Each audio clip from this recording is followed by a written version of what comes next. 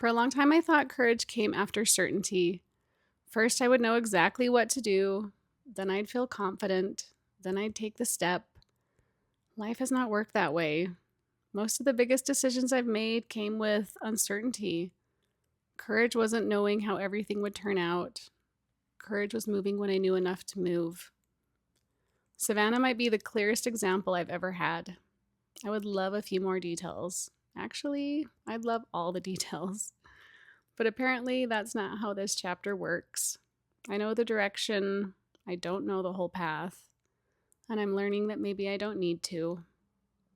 Certainty says, show me the whole road. Courage says, show me where to put my foot next. I've also learned courage doesn't always feel powerful in my body. Sometimes courage trembles. Sometimes courage cries. Sometimes courage takes a deep breath and does the thing anyway. A shaking body doesn't necessarily mean no. Sometimes it means something matters. Prayer has become less about asking, can you guarantee this will work? And more about asking, give me the courage to take the step that's mine. My guides rarely give me certainty. They give me nudges. And then I choose. Maybe that's because certainty would remove something important. Trust.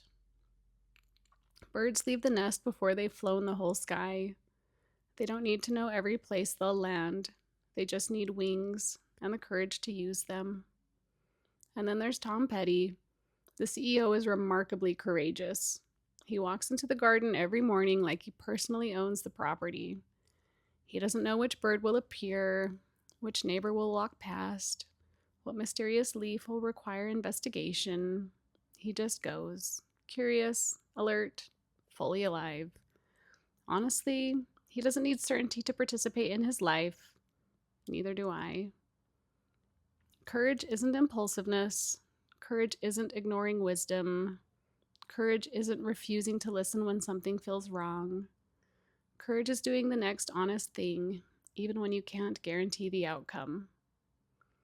What would you do if you stopped waiting to feel completely certain first? Maybe courage isn't the absence of uncertainty. Maybe courage is deciding that uncertainty doesn't get to make every decision. With love, Brigid, April.